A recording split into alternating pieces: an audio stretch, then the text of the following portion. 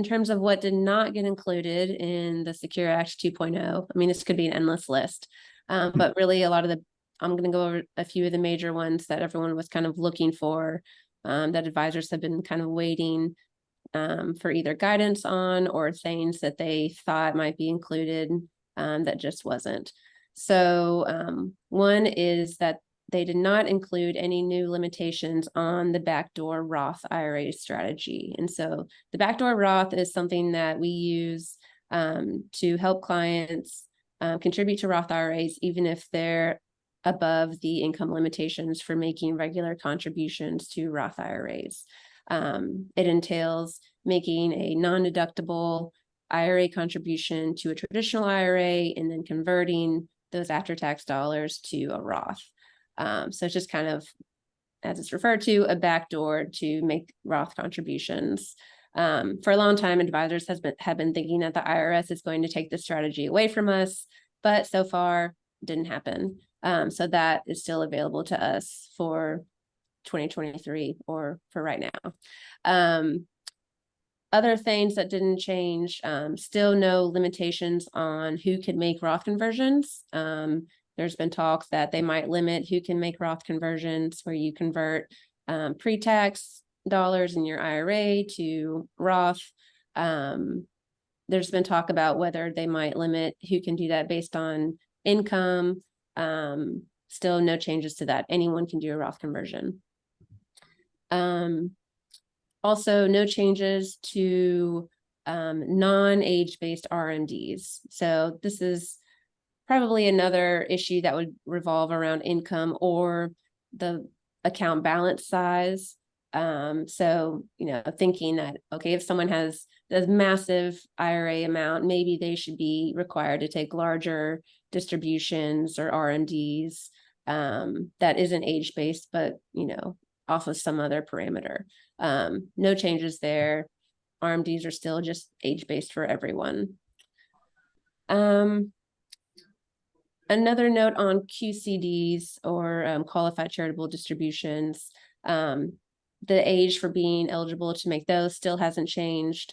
So while the age for RMDs has changed to 73 or 75 in the future, you can still take QCDs at age 70 and a half, which is a benefit because it means you can still start doing that at age 70 and a half. You don't have to wait until your RMD age to start taking advantage of that strategy.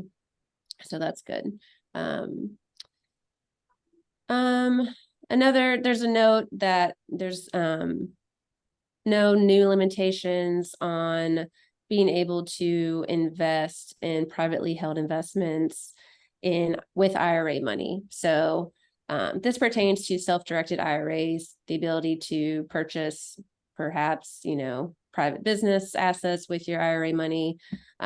This is kind of like a murky area that won't pertain to a lot of people, but still no limitations there, kind of the Wild West. But that might get reined in eventually, we'll see, but not in Secure Act 2.0. And then lastly, probably the big thing that was not included that everyone was hoping would be is more guidance around the 10-year rule.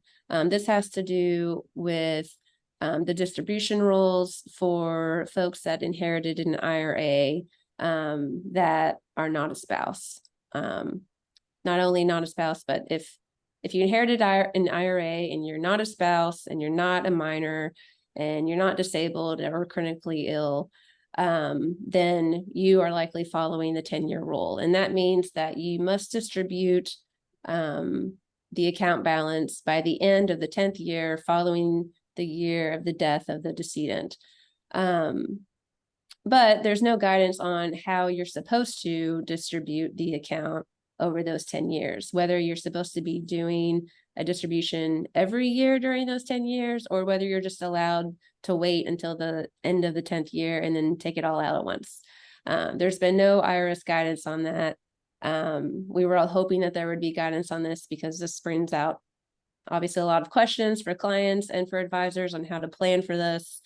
There's a lot of tax planning involved around these distributions, but still no guidance. So as of right now, we're still not telling clients that they have to take distributions, because the IRS has not told us that they have to take distributions up until that 10th year.